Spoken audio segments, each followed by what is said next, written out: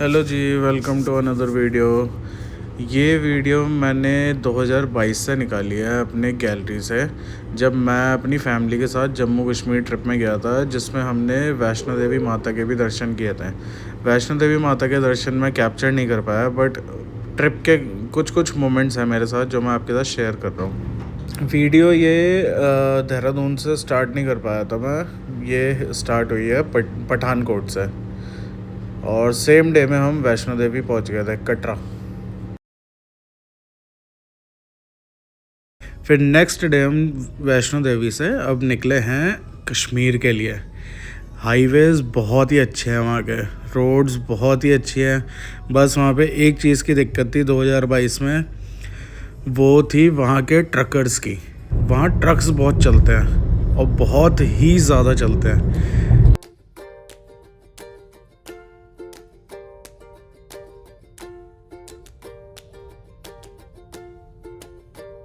इसके बाद हमारा सफ़र शुरू हुआ। फिर इसमें ट्रैफिक भी बहुत होता है, बहुत ज़्यादा ट्रैफिक होता था। अभी मैं रिसेंटली 1.5 साल पहले गया था, तब मैं लद्दाख गया था, तो हम तभी भी यहीं से ही गए थे। अब इतनी अच्छी रोड बन गई है पूरी श्रीनगर तक, आपको कहीं पे भी ट्रैफिक नहीं मिलेगा, रोड ख़राब नहीं मिलेगी। बहुत ही सुंदर रोड है श्रीनगर तक। आप आराम से, अगर आप देहरादून से निकल रहे हैं तो एक नाइट स्टे लेके श्रीनगर आप दिन तक पहुंच जाएंगे, इतनी अच्छी रोड है। अब मैं उस टाइम की वीडियो दिखा रहा हूँ 2022 की, तो उसी हिसाब से देखिएगा प्लीज़, उसी हिसाब से मैं बताऊँगा आपको। ये हम बनिहाल के पास फंसे थे, वहाँ पे जाम लगा था और ट्रक का बहुत ही भयंकर जाम लगता है उस रोड में। 2022 की बात कर रहा हूँ मैं तब।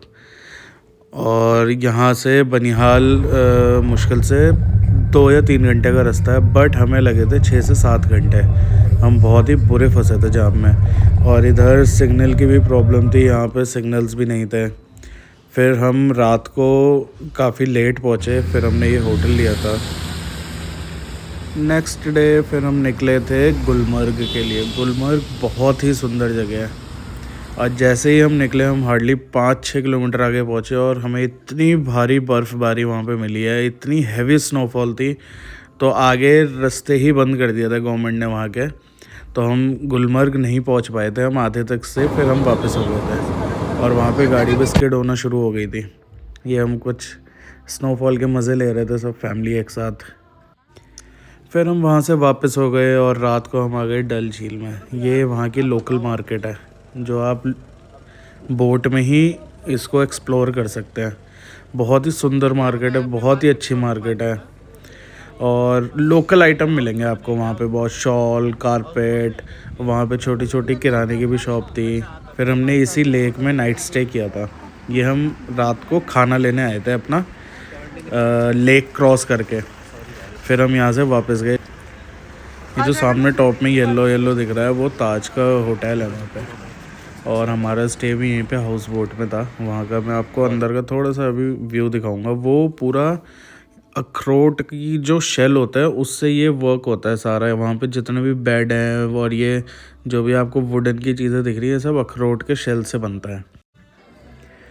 मॉर्निंग का कुछ ऐसा व्यू था हमारे हाउस बोट से, बहुत ही सुंदर। फिर थोड़ी देर हमने यहाँ पे टाइम स्पेंड किया, बाहर बैठ के हमने कहवा पिया, और उसके बाद हमने थोड़ी बहुत वहाँ पे शॉपिंग की। और शॉपिंग करने का अंदाज़ देखिएगा कितना अच्छा है। बोट में ही बैठे बैठे हम शॉपिंग कर रहे थे, बगल में बोट ले आए अपनी, और इसी में हमने पूरी विंडो शॉपिंग करी, शॉपिंग नहीं करी। फिर हम निकल गए एक और बहुत अच्छी डेस्टिनेशन के लिए, उसका नाम है सोनमर्ग। और सोनमर्ग जाने के लिए अब हमें डल लेक का पूरा ज़ीरो चक्कर मारना होता। यहाँ से वादियाँ शुरू हो गई सोनमर्ग की, और बहुत ही सुंदर है सोनमर्ग। वहाँ क्योंकि एक दिन पहले हमें गुलमर्ग में स्नोफॉल मिल गई थी, तो सोनमर्ग में भी स्नोफॉल हुई थी। और वहाँ का रास्ता देखिएगा पूरा बर्फ़ से ढका हुआ है, पूरा सोनमर्ग बर्फ़ से ढका हुआ था, रोड पूरी बर्फ़ से ढकी हुई थी।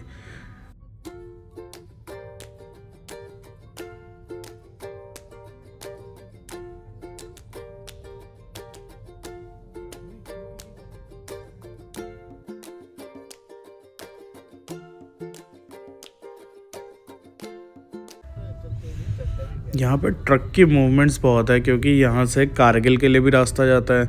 तो जितना भी सामान, राशन या कुछ भी रॉ मटेरियल वगैरह या कुछ भी सामान जो होता है वो ट्रक के थ्रू यहीं से ही जाता है। यहाँ से आपको जोजिला पास करना होता है, जोजिला के बाद द्रास पड़ता है, द्रास के बाद सीधा कारगिल आता है। और ये है सोनमर्ग।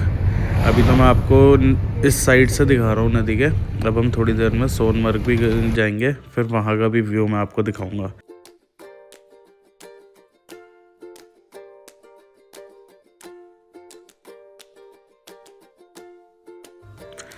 और ये हम सोनमर्ग में पहुँच गए हैं।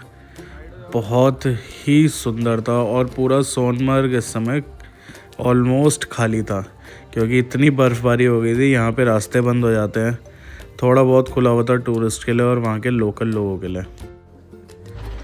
इस जगह के लोग, कश्मीर के लोग बहुत ही हेल्पिंग, बहुत ही स्वीट होते हैं। आपकी हेल्प करने को आ जाएंगे। जैसे आपको फ़ोटोज़ क्लिक करनी है तो वो फ़ोटोज़ भी क्लिक कर देते थे हमारे लिए।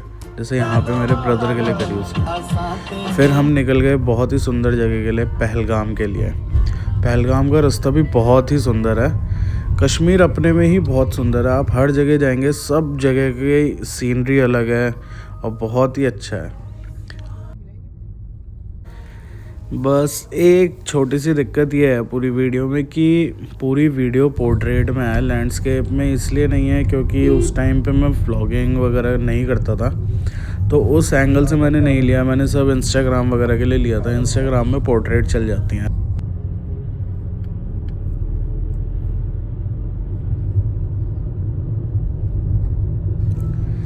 इसके बाद हम बेताब वैली जा रहे थे, जहाँ पे बेताब मूवी की शूटिंग हुई थी। उसी के नाम पे इस वैली का नाम पड़ गया। और उससे काफ़ी आगे बाबा अमरनाथ जी का सबसे पहला बेस कैंप है, जहाँ पे सारे यात्रियों को इकट्ठा किया जाता है, फिर वहाँ से उनका रजिस्ट्रेशन होता है। तो वहाँ तक तो रास्ता बंद था उस टाइम पे, तो हम लोग बस बेताब वैली गए। ये बेताब वैली है।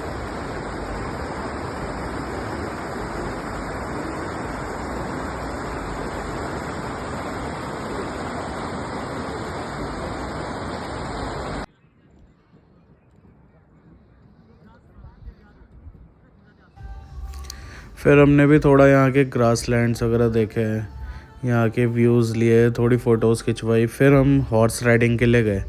हॉर्स राइडिंग में वो हमें उस जगह पे ले गए जहाँ पे बजरंगी भाईजान मूवी का सबसे लास्ट सीन शूट हुआ था।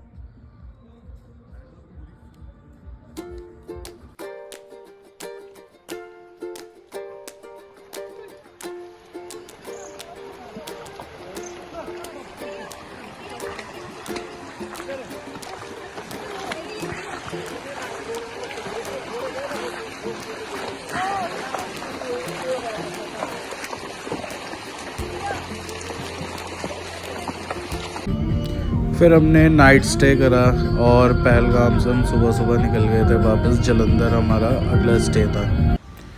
यहाँ पे हमने लंच ब्रेक लिया, फिर हम निकल गए अपना जलंधर के लिए। और जलंधर में नाइट स्टे करके अगले दिन हम पहुँच गए थे देहरादून वापस अपने घर। Thank you for watching. Please like, share, subscribe.